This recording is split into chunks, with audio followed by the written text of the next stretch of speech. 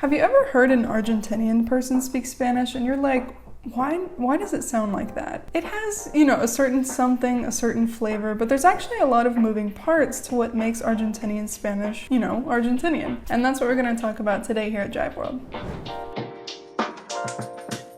¿Qué tal amigos? It's Elise here from Jiveworld, and today we're going to pick apart all the different things that make Argentinian Spanish so unique. Not just the sounds, but also, specific words that they use, their specific grammar, even their culture and history, so we're going deep. Just a disclaimer though before we start, yes, I know that Argentina is a really big country with a lot of different, regional variations, but the Spanish that we're going to be talking about today is mostly reflective of the Rioplatense accent, which is spoken around the River Plate region, so, way down there. And stay tuned to the end of the video because we're gonna do a soundbite together to see how this accent sounds in action. Entonces, let's get started. So let's start off light and talk about the way that Argentinians actually pronounce the words that they say.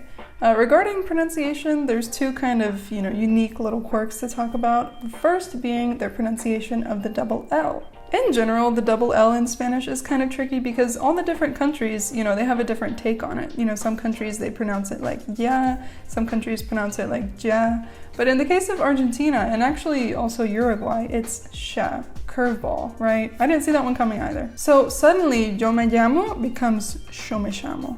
I heard somebody say once that listening to Argentinians talk is kind of like walking through a really big field of like tall grass, just, llorar becomes llorar. La llave becomes la llave.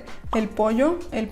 You get the picture. Now, another aspect of Argentinian Spanish pronunciation you might notice is a softened or completely dropped S. This just means that they don't pronounce the S as hard sometimes, or it's a little more aspirated. Now, this could be at the end of a word, like saying mi amigo instead of mis amigos. It could also be in the middle of a word, so saying like estoy instead of estoy. Estoy haciendo de comer, estoy comiendo con mis amigos, you get it? It sounds so light and airy, I feel like, but it's really, really hard for me to program my brain to speak that way. It's very, very unique. Actually, the more I'm speaking like this, the more it's actually growing on me. This is kind of dangerous. Now, moving on to grammar, something very characteristic of Argentinian Spanish is their usage of the pronoun vos, which means you. Now, I know what you're thinking, Elise, I thought that tú was the pronoun for you. And yes, you're right, but vos is just like another version of that. And grammatically, vos, it behaves a little bit differently. It has its own special conjugation with the stress on the latter half of the word.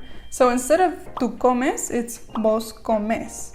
Instead of tú andas, it's vos andas. And Argentina isn't by any means the only country that uses vos. There's also a lot of Central and South American countries that use it as well, but in Argentina, it's very much the standard. You can use it for everybody, for friends, for older relatives, even for teachers and professors. And of course, you can use usted if you want to be, intentionally polite, but it's not offensive to use vos for everybody in Argentina. Keep in mind in other countries, the use of vos can be kind of informal or sometimes impolite, but in Argentina, it seems to be the standard. So vos is pretty magical in that it's multi-purpose. However, my friends, I have saved the best for last. Did you know that there was a huge wave of Italian immigration to Argentina from the late 1880s all the way to like the 1930s and 40s? And because of that, it's had a huge impact on the way that Rioplatenses and Argentinians in general speak. It's very Italian coded. The Rioplatense dialect resembles Italian not only in its cadence and its rhythm, but even vocabulary. They have certain words that they use on an everyday basis that trace all the way back to Italian. Instead of trabajo to mean work, they say laburo. They even have a verb, laburar, to say to work, which comes from the Italian lavoro. There's also pibe and piba. This just means like guy and girl, and it comes from the Italian pivello, which, if my memory doesn't fail me, it means like a beginner or a newbie. So there's kind of a disconnect there, but anyways, that's the way that they use those words today. But we have to talk about this cadence that they have. You know how Italians, when they speak, they kind of speak like this, and they go up and they go down, and it's kind of, sing-songy almost. Argentinian Spanish has also kind of adopted that trait, and I cannot do it justice as much as I would love to imitate it for you guys, so I think now is the perfect time for us to listen to it in a soundbite. So this one we're looking at, the one we're about to do, is called Como en las películas, and it's from the story El Superhéroe, which you can listen to and study on the Jiveworld app. Our soundbites, if you don't know already, are basically these fun little mini lessons in Spanish that we release every single day. And the best part is they're free to do every single day. So you basically have no reason not to do them, you know? So I'll leave the link for you down in the description if you want to do today's soundbite, but let's focus on this one. So basically we're gonna read the challenge, we're gonna listen to a short little snippet of the Spanish, and then we're gonna try to figure out the answer together. So let's do it. Mengano is on a mission, and so far he's only told one friend about it. Listen to him explain his objective of protecting his hometown near Buenos Aires. If you didn't know that he's from Argentina, could you identify at least 2 clues in his speech that give away his country of origin? So basically we're just trying to figure out, like, what are the giveaways that he's Argentinian? Think of how he conjugates venir when talking to his friend and his pronunciation of certain words like amigo, viste, and chega. Ooh, I had a little slip right there. I sounded Argentinian for a minute with the chega. All right, let's listen. Iba con un amigo, me acuerdo. Fue el único que le dije, ¿sabes? Un amigo que hacía 20 años que no lo veía. Y le dije, vení, voy a hacer esto de contagiar el bien y lograr un resultado al barrio donde él vive y donde yo nací. Era como un pueblito. ¿Viste con las películas del oeste? Está el sheriff y llega un superhéroe a decir, yo vengo a ayudar a la seguridad. Amazing.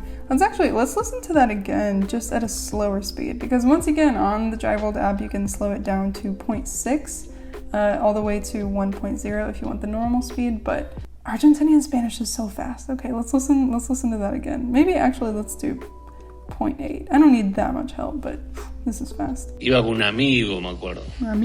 Fue el único que le dije, ¿sabes? Un amigo que hacía 20 años que no lo veía. Y le dije, vení, voy a hacer esto de... So you're hearing it too, right? You're hearing like this sing-songy kind of like, I don't even know, this really like just enchanting cadence that it has. It's very, very Italian coded, like I said. All right, let's look at the insights. So Mengano Spanish reflects the Rioplatense dialect that's spoken in the Rio de la Plata region, which is most of Argentina and all of Uruguay. So this basically is everything I just described to you guys. We got the voseo because he said beni, which is, you know, a vos conjugation.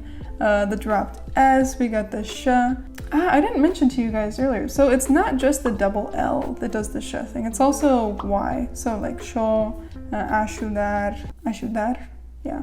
And of course we also made sure to mention, you know, a little bit of historical background talking about that wave of Italian immigration and how that affects Rioplatense Spanish. Super interesting. Gosh, it's nice to listen to. Just from this soundbite alone, you can go from not knowing anything about Argentinian Spanish to being an expert in just a couple minutes, so isn't that magic? Yeah, that is pretty much it. You are now an expert in Argentinian Spanish. Felicidades. If you like the video and you want more content like this, make sure to like, subscribe, share, and let us know down in the comments. Have you ever been to Argentina? And if so, did you have trouble communicating while you were there? Okay, even native Spanish speakers have trouble understanding certain dialects sometimes. I know, even as a speaker of Spanish for over 10 years, Argentinian Spanish is a tough egg to crack, so again, no shame. Happy listening, happy learning, and stay Jiveworld fluent. See you later. Bye.